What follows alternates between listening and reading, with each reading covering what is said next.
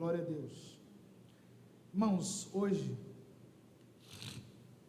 nós estamos nesse mês de julho, voltando para um tema que é o tema central desse ano da nossa igreja, que é frutificando em toda boa obra.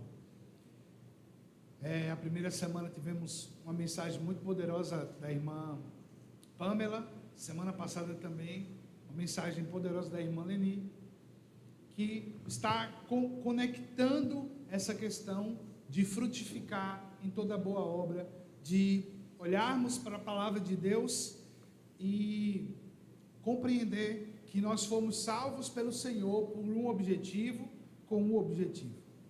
Esse texto de 1 Tessalonicenses 4, e o tema de hoje vai ser, qual é a nossa esperança nos últimos dias? Qual é a minha esperança e a sua esperança? Quando nós olhamos o panorama, quando nós olhamos o mundo, qual é a esperança que nós temos nesse mundo, né? Qual é a esperança que nós temos dos dias que estão por vir?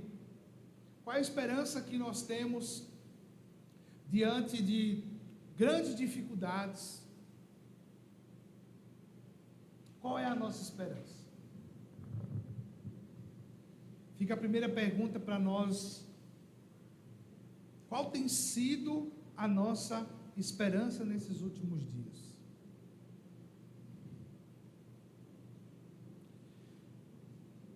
Quando nós olhamos o noticiário, né, nós olhamos para o que está acontecendo no mundo, nós ficamos perplexos, nós ficamos com temor, nós ficamos com medo. São vários sentimentos que vêm ao nosso coração quando nós olhamos para as coisas desse mundo. Interessante que teve recentemente os terremotos lá na Venezuela, e teve pessoas que passaram 8 dias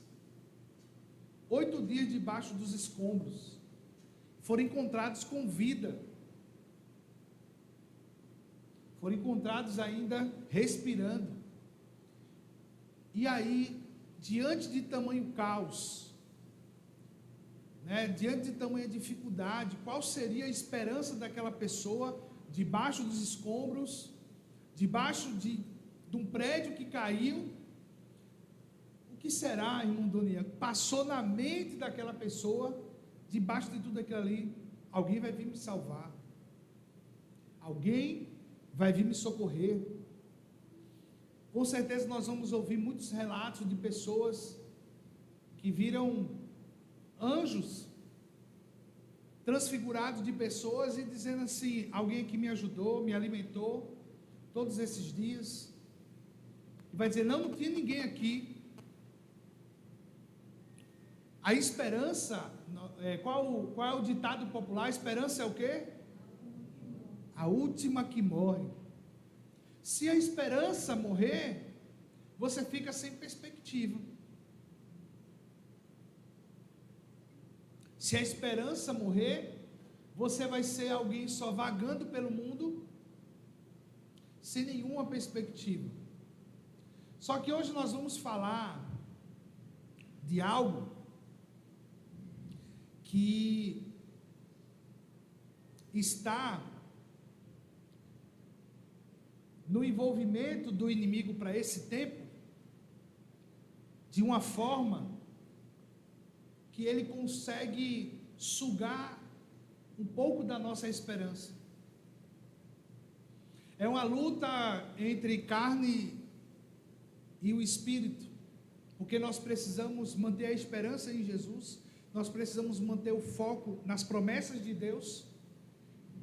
Mas chega momentos e etapas da nossa vida que o inimigo consegue arrancar até um pouquinho de esperança que a pessoa tenha. E sabe o que pode conseguir destruir um pouquinho da esperança que nós temos? É quando nós somos machucados, quando nós somos apunhalados por pessoas que confiamos, por familiares, por amigos, pessoas que você depositou a confiança. E aí você perde muita esperança. Por quê? Porque uns aos outros vão se apoiando, e quando você parece que não tem ninguém para se apoiar, quando parece que você não tem ninguém para você estender o braço e ter alívio, isso começa a confrontar com você. Nós temos um índice muito alto dos últimos anos de suicídio. E isso é um assunto muito sério, porque pessoas perderam a esperança de tal forma que a solução para a sua amargura é tirar a sua vida. É dar cabo da sua vida, acabar com ela, porque ele perdeu totalmente a esperança. Acredito que também, por sermos uma geração de ter muita coisa pronta, de imediato, nós temos medicações que nos ajudam a recuperar rápido das dores, e quando o alívio não chega quando queremos, não chega quando a gente tem expectativa, aí o que acontece? A gente começa a perder a esperança. Nós não podemos perder a esperança. E esse texto de 1 Tessalonicenses me chama muita atenção, o versículo 18, ele diz: portanto, consolem uns aos outros com essas palavras. Consolem uns aos outros com essas palavras. Quais palavras?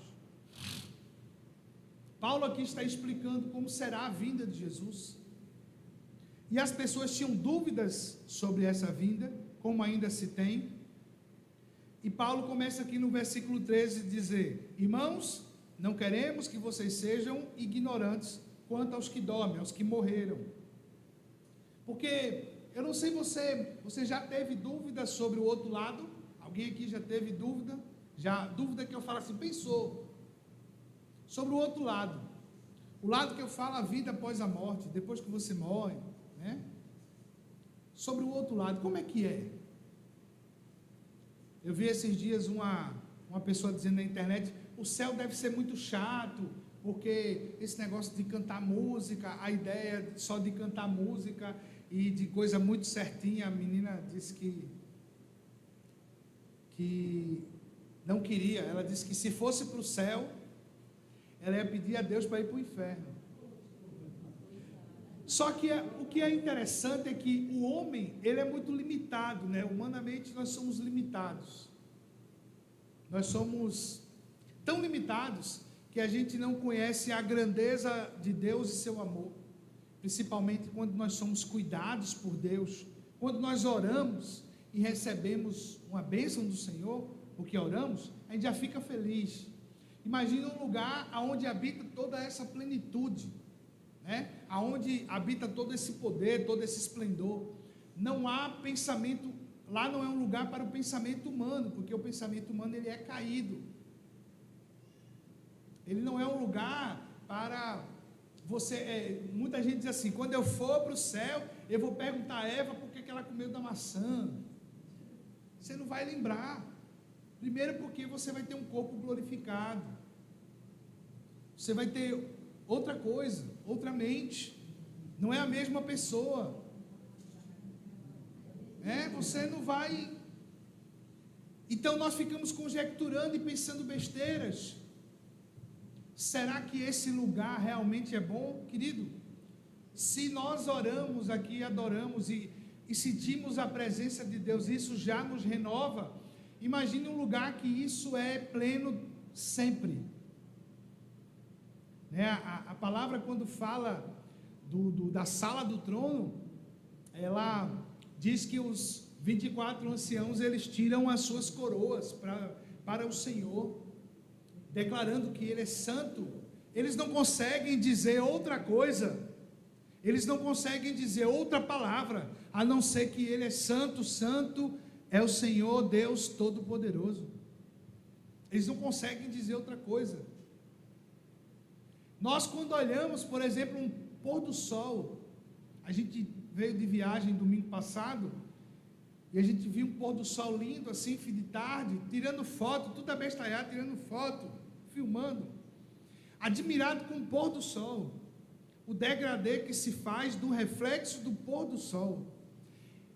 Se a palavra do Eterno diz que Ele é a estrela da manhã, se a palavra diz que todas as coisas foram criadas pelo poder da palavra dEle, você já parou para admirar e pensar sobre esse Deus? Sabe um problema que nós cristãos temos, que não é alimentado, principalmente nessa vida frenética, é a contemplação da presença de Deus.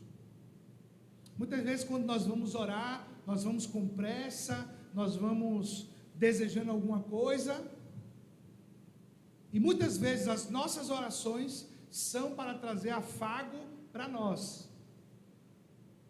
Nos colocamos de joelho, de pé, o que seja, e começamos a orar, e começamos a falar com o Senhor, e muitas vezes é mais sobre: Senhor, me dá, faz isso na minha vida, visita a minha família, abre essa porta, Senhor, me ajude. É interessante quão grande é o amor do Senhor conosco, que Ele olha para nós como filhos amados, e não nos julga pela falta de compreensão que nós temos da grandeza do Senhor, mas nós voltamos ao entendimento do que Jesus ensinou quando Ele se retirava para orar, e quando Ele ensinou os discípulos a orar. Porque se você entender aqui biblicamente, é interessante. Jesus, quando estava com a mente cheia, depois de um dia cheio, Ele se retirava para orar, ia sozinho. Eu vi um amigo falando uma coisa essa semana, ele disse assim: Jesus não precisava orar para ser filho, Ele já era filho. Ele não precisaria orar para ter comunhão com o Pai, porque Ele já tinha comunhão. Mas Ele nos ensina que é necessário, nesta era presente, termos comunhão com o Pai. E quando Ele foi ensinar os discípulos a orar, Ele não ensinou assim: quando vocês forem orar, peça para que Deus mate seus inimigos. Não, Ele disse: Pai nosso que estás no céu. Você sabe o quão poderoso é declarar essa filiação, irmãos?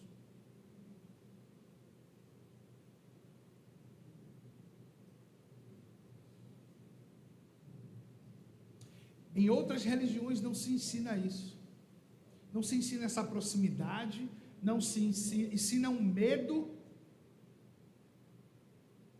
ensina uma distância, que Ele só aparece com uma oferenda. Mas Jesus rompeu o véu para que tivéssemos acesso a esse Pai que está no céu, que somente o Filho conhecia Ele, os que estavam no céu o conhecia. Parou para pensar nisso? Quando nós vemos na primeira aliança que nem todo mundo tinha contato com o Senhor, não podia acessar a presença de Deus, só o sumo sacerdote, na data correta do ano, ia apresentar sacrifícios do povo para a remissão dos seus pecados, uma vez ao ano. Hoje nós temos livre acesso para entrar agora na presença dEle e chamá-lo de Pai. É nessa esperança que eu e você devemos caminhar.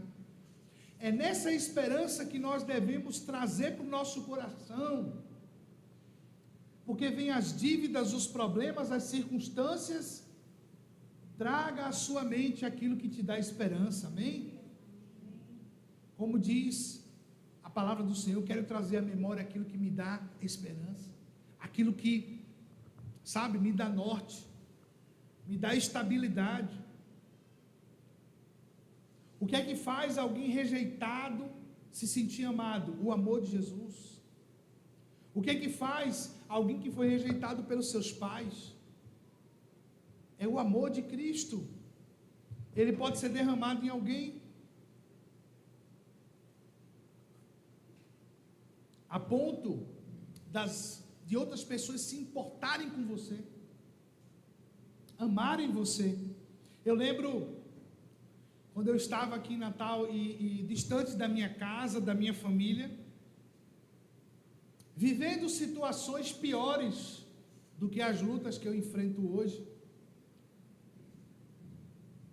E Deus toca no coração de pessoas que dizem: não, estamos junto com você, vem morar aqui na nossa casa, eu vou te ajudar, eu vou te acolher.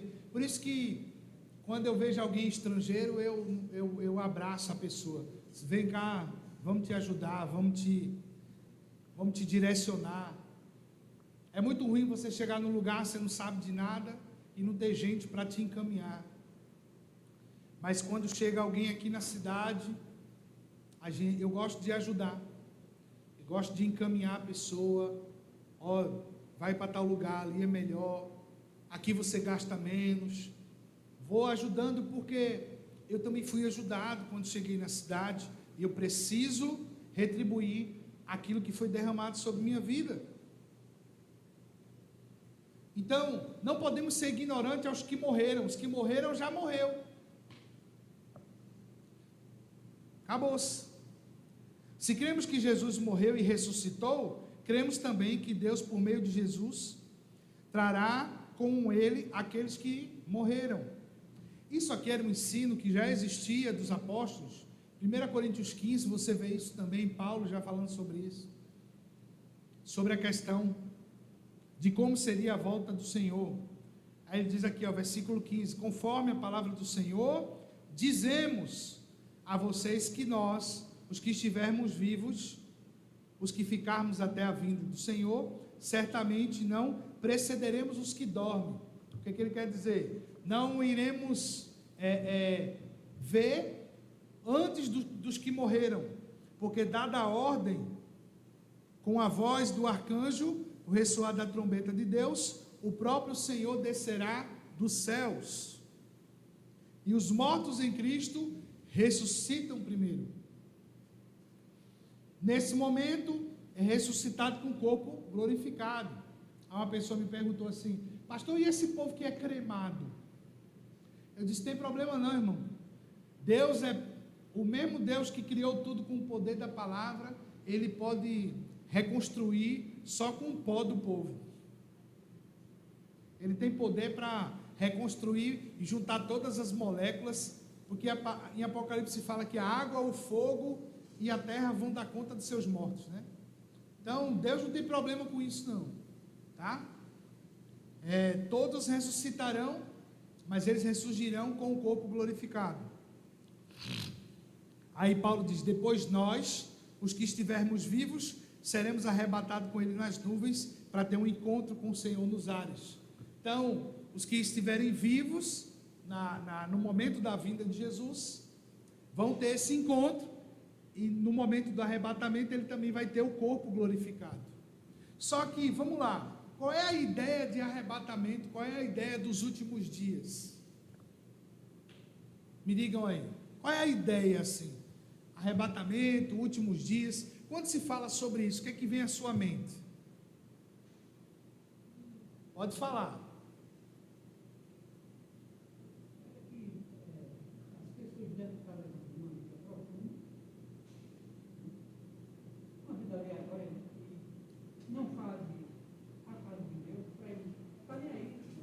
Certo? Ok. Mais alguém? Quando você pensa em arrebatamento, fim dos tempos, o irmão falou da promiscuidade, um tempo muito difícil, pessoas entregues a seus próprios entendimentos. O que mais? Desespero. Tudo destruído. Desespero, destruição, prostituição. O que mais? Anticristo, perseguição. O que mais?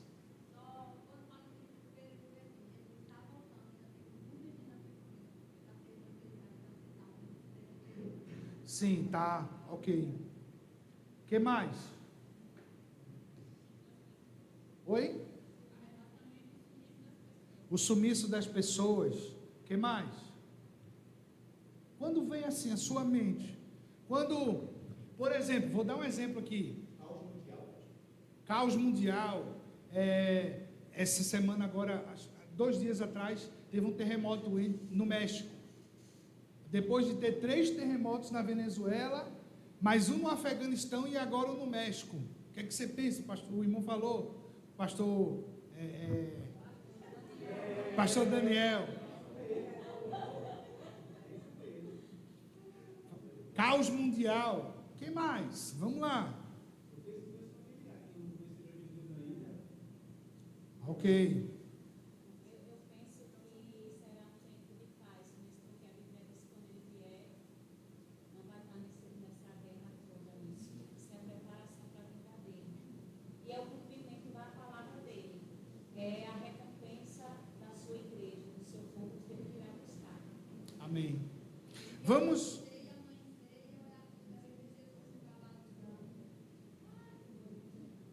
Vamos lá para Mateus 24.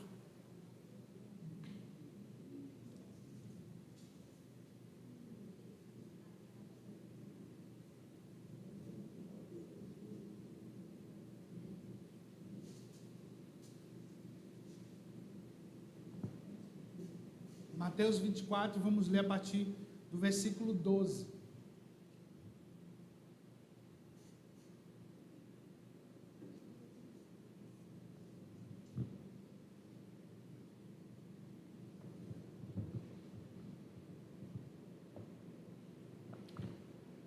Todos acharam?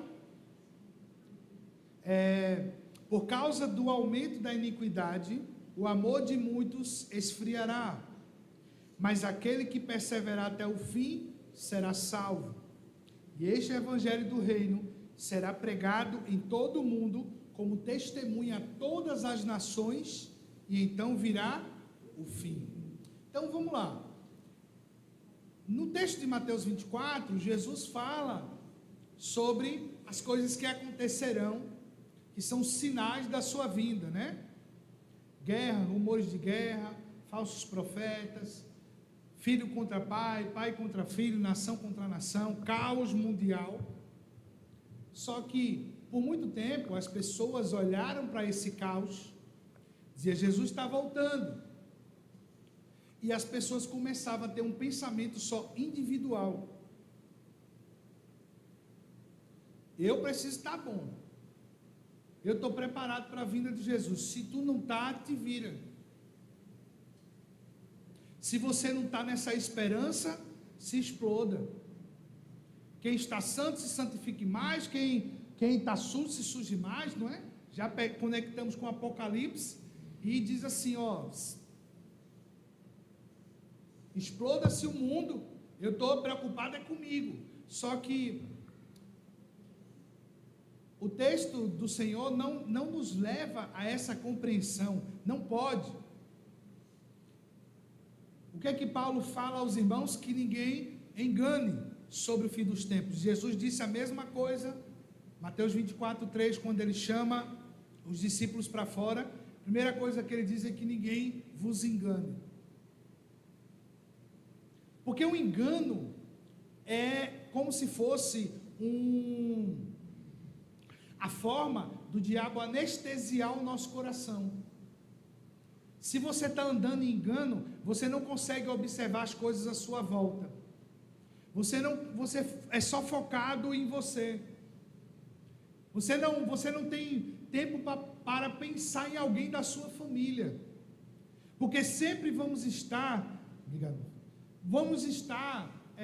nos importando com a nossa melhoria, com o nosso avanço, né?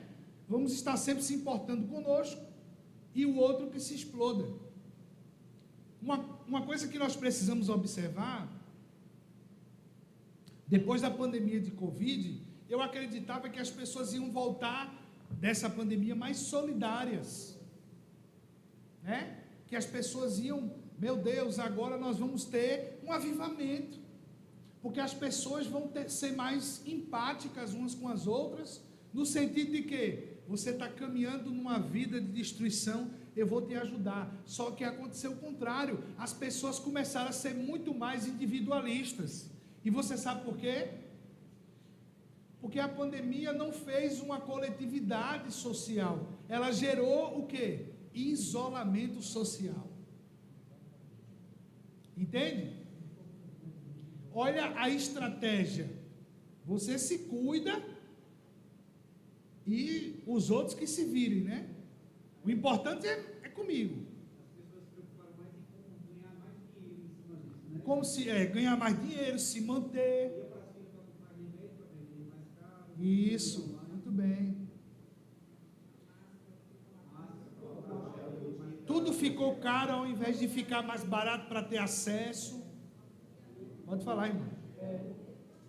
Aconteceu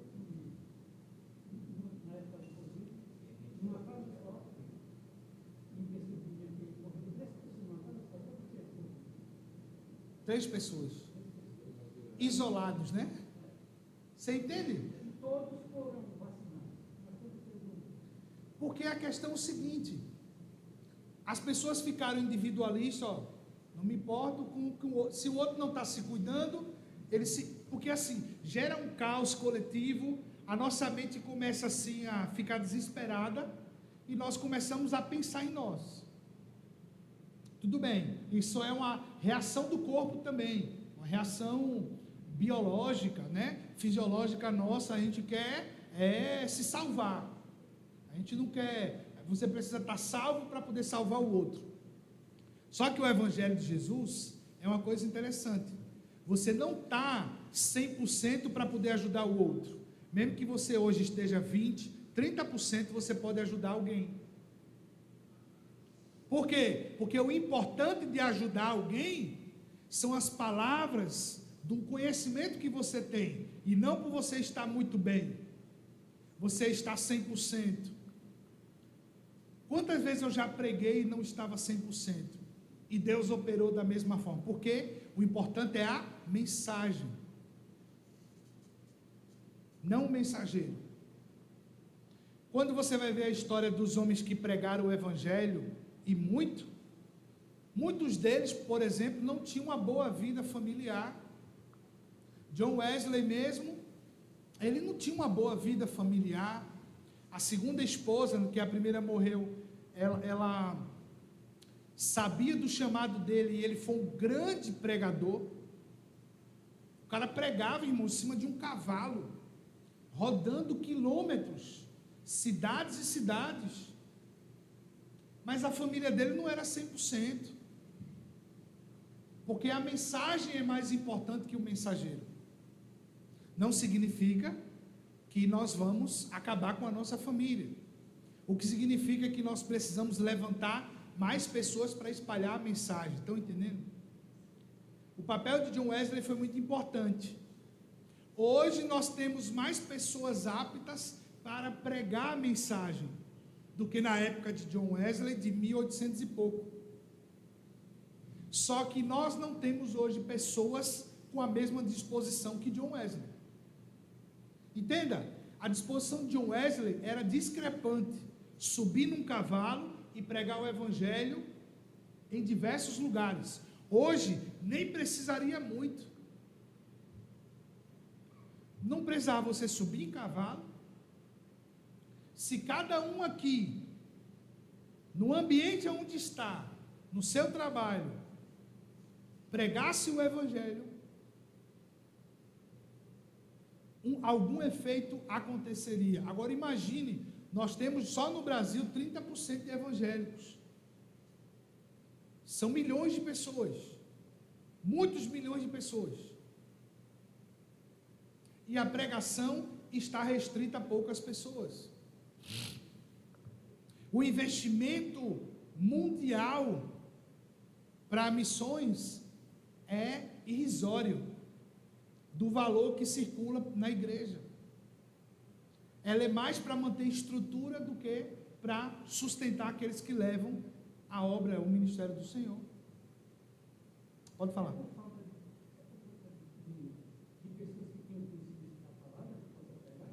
Não, não é nem só isso, é porque, assim, vamos lá, boa pergunta do irmão, boa pergunta mesmo. Muitas vezes a gente não sabe, mas existem organizações mundiais que auxiliam nisso, que tem ferramentas, treinamento, que dá a Bíblia de graça. Pronto, nós fazemos parte de uma chamada Every Home for Christ, que é o objetivo dele é toda casa para Jesus. Antigamente, em países comunistas, eles eram jornada da literatura, Jornada Mundial da Literatura. Existe há mais de 50 anos. Há alguns anos a gente teve um treinamento aqui na igreja. Eu tenho um bocado de material deles, que você pode ensinar a palavra, por exemplo, ao seu vizinho. Seu vizinho quer aprender a palavra, você quer evangelizar seu vizinho. Ele tem do livro de João, né, do Evangelho de João, bem simples de como você evangelizar a pessoa e pregar o evangelho para ela. Hoje em dia é muito mais fácil. Só que vamos voltar para o ponto principal. Nós estamos tão focados em nós mesmos,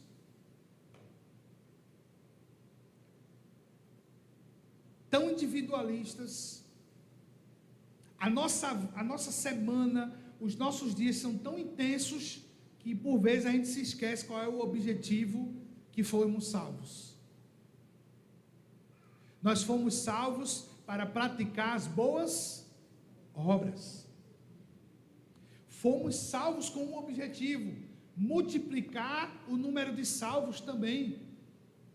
Representar Jesus, falar do Evangelho.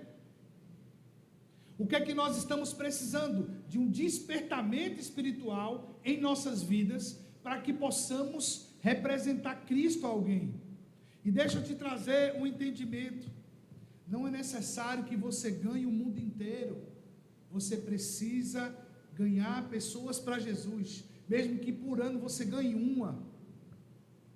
Mas se parar para pensar, tem anos que a gente não ganha ninguém.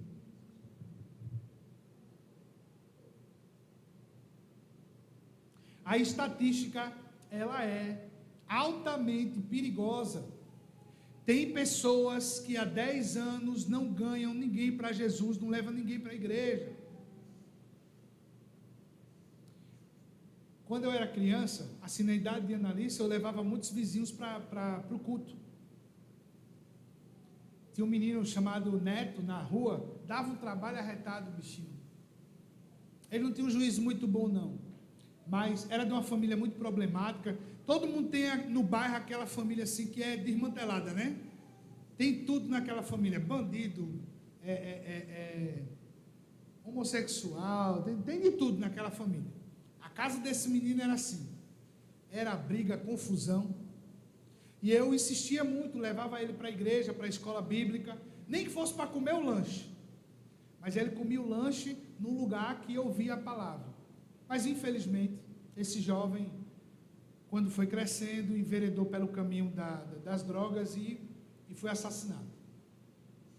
Outro vizinho que eu tinha também, menino joia, inteligente, jogava uma bola boa, infelizmente morreu de overdose na frente de casa.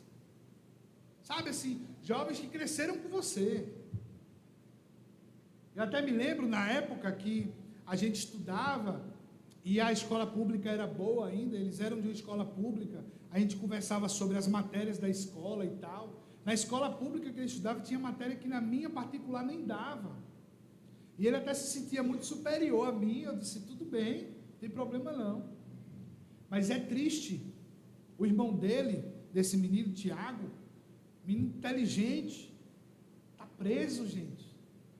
Sabe aquele jovem assim do bairro, gente boa, que eu nunca imaginei ver aquele menino envolvido com nada disso. Só que mente vazia é a oficina do diabo. E olha que eu cresci com um bocado de gente que não presta. Mas o Evangelho fez uma diferença muito grande na minha vida. Mesmo convivendo com os diferentes, mesmo convivendo na rua com pessoas que davam trabalho, sabe? Mas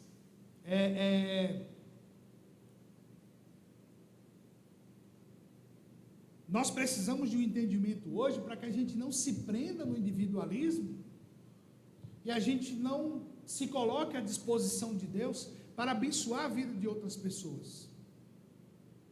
E muitas vezes, meu irmão, você não precisa falar muito, você só precisa convidar. e insistir no convite, ei, vamos lá na igreja, quero te abençoar, ore por essa pessoa, passe tempo orando por ela, investe na vida dela em oração, para que as barreiras vão quebrando, vão sendo destruídas, e o Senhor vai chegando no coração, o Senhor vai transformando, porque nós estamos numa época difícil, nós estamos numa época de muito caos, nós estamos numa época onde você fica admirado, que você fica, essa semana mesmo teve o caso da criança que morreu na mão do padrasto e de um primo, que agora já saiu outra notícia, que não foi estuprada a criança, né? Primeira coisa que chocou o mundo, né? É que aquela criança foi estuprada na mão do padrasto. Mas sabe o que me veio uma pergunta? Como é que uma criança de 10 meses já tem um padrasto? Uma criança que nasceu há 10 meses já tem um padrasto. Sabe a carência das pessoas? Está todo mundo carente. Eu sempre falei aqui para as meninas que teve uma jovem que eu cuidei dela, ela tem 2 filhas, eu disse, olha, não aceite qualquer homem na sua casa, não abra a sua casa para qualquer um. E essa menina se envolveu com um cara que terminou molestando as filhas dela. Essa menina adolescente. Sabe? Vai abrindo a porta assim. Tal. Não é desse jeito. Tem que ter cuidado. Porque o mundo é mau. O povo é mau. Nós não temos, por exemplo, sensação de segurança. A gente abre o nosso portão já, todo mundo aqui, ó, como se fosse polícia, né? Já olhando, a mulher olha, vamos. É ou não é? Ninguém abre assim. Não, a gente já abre.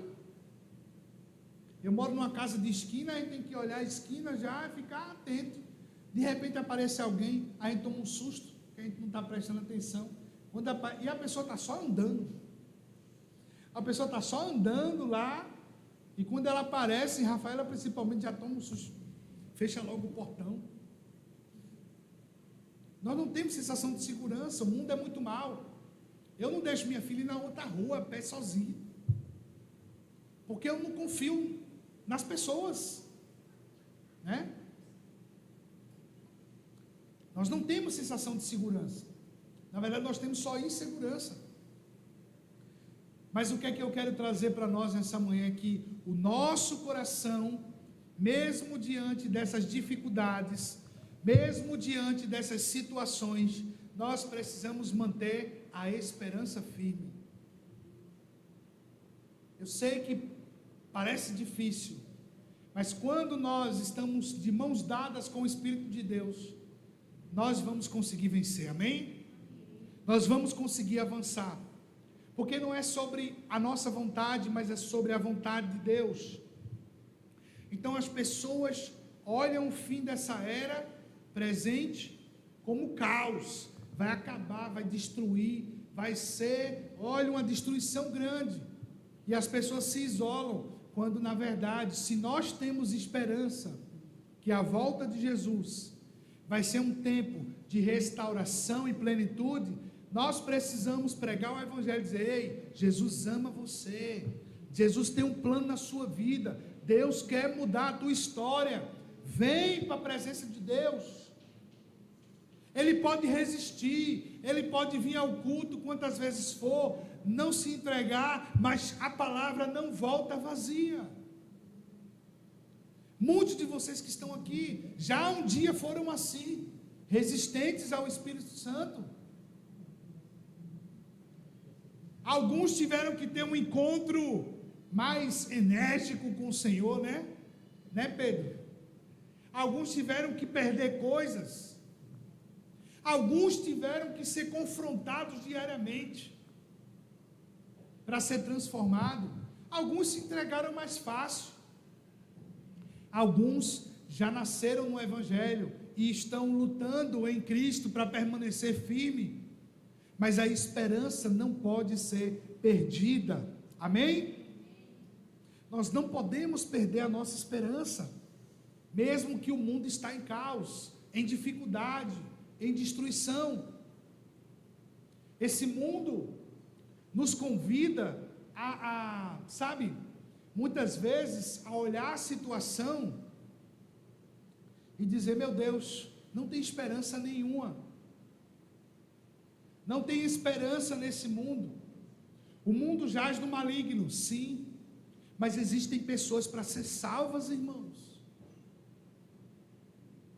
O mundo jaz no maligno, mas tem gente que é cegueira.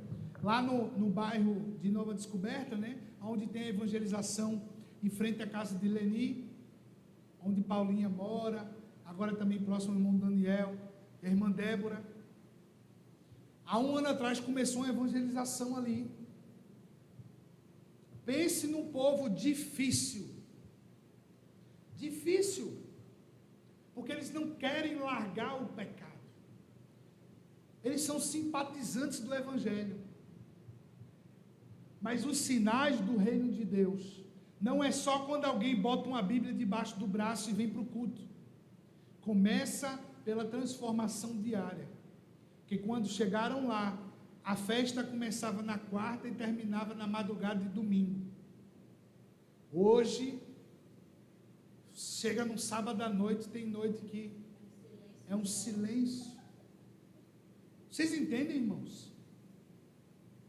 O povo bebia e fazia festa, até ficava em dúvida, de onde é que vem o dinheiro desse povo, que bebe e faz festa todo dia. Os sinais do reino de Deus são assim. Tem gente que é mais difícil, sabe por quê? Porque a vitória vai ser muito grande também. São pessoas que vão ser instrumentos de Deus na vida de outras. No jantar de casais, uma parte deles vieram, e só em estarem no culto e dizer: me senti tão bem na igreja, me senti tão bem no jantar. As pessoas impactadas porque foram. Sabe o que é interessante? É dizer assim que foi bem recebido. Minha gente, como é que não é bem recebido numa igreja? Como é que a pessoa não é bem recebida numa igreja, Anderson? Não tem como, não pode. Temos que amar, temos que ser a extensão desse amor do Senhor, abraçar as pessoas. Seja bem-vindo, tem um lugar aqui para você. Deus tem um plano na sua vida, Deus tem um propósito sobre a sua vida. E muitas vezes nós não precisamos de grandes habilidades. Às vezes nós achamos que para pregar, que para evangelizar, nós vamos precisar de muita eloquência. Não é eloquência, é só você conhecer um pouco da palavra e falar do seu testemunho de vida, e dizer o que Deus fez na sua vida, que pode fazer na vida do outro também. Porque tem lutas que você trava, que você vai abençoar a vida de outro. Tem lutas que você enfrenta, que você vai ser instrumento para a vida de outro. E assim consecutivamente. Ah, pastor, fulano de tal dá muito trabalho. Ok, vamos dar trabalho a ele em oração. Não há nada mais eficaz do que a oração. Não há nada mais eficaz do que investir em oração na vida de alguém. Você está aqui porque alguém orou por você. Seu pai, sua mãe, sua avó, que você nem sabe. Sou fruto de pais que oravam, intercediam, mesmo eles nem sabendo o quanto de trabalho que eu dava. Mas Deus é bom, resgatador, e nos visita. Então nós precisamos nos posicionar em algo importante nessa manhã. Compreender que os últimos dias serão dias de caos, sim, mas principalmente para aqueles que não têm esperança. Mas para os que têm esperança é dizer: venha, Jesus tem algo para você. E muitas vezes nós vamos servir, vamos abençoar pessoas, e algumas delas não vão dar valor. Vocês sabiam que naquele caos todo, do Rio Grande do Sul, os primeiros que se mobilizaram para ajudar foi a igreja evangélica, igreja católica, foram os primeiros que se mobilizaram. Os templos viraram abrigos que eu digo que de passar meses, abrigando pessoas sem casa, sem nada. Mas somos os primeiros a ser atacados, porque nós precisamos lembrar que nós temos um adversário, né? E o nosso objetivo em Cristo é a salvação, a transformação. Então eu quero que a gente ore agora, diante dessa palavra que recebemos. Quero que você ore, pedindo ao Senhor entendimento do que você precisa fazer, do que você precisa se posicionar em Cristo hoje, para servi-lo. Como você pode servir a Deus melhor? Como você pode ser instrumento de Deus na vida das pessoas? Feche seus olhos, baixe sua cabeça e ore nesse momento, pedindo entendimento ao Senhor. Senhor, o que é que eu preciso fazer? Tem muita gente precisando da tua palavra.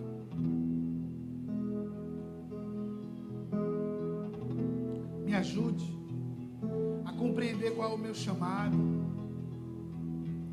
Me ajude a entender o que é que eu devo fazer para a obra do Senhor.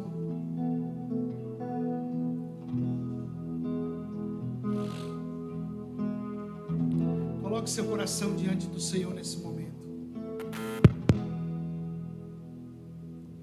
E peça a Ele sabedoria. Que Ele revele o coração dele para você. Talvez tem pessoas que você conheça que você desistiu de orar por elas, de clamar por essas pessoas. Coloque essas pessoas diante do Senhor agora.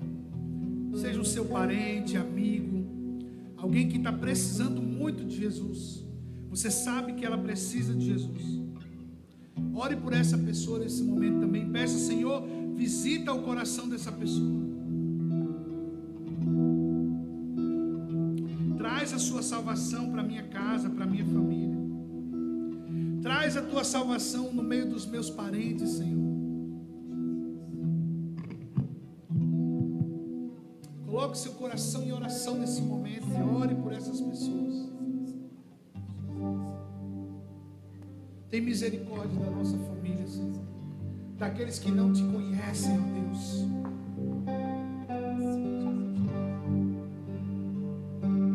Oh Jesus, visita a nossa família, Senhor. Visita os nossos amigos de trabalho.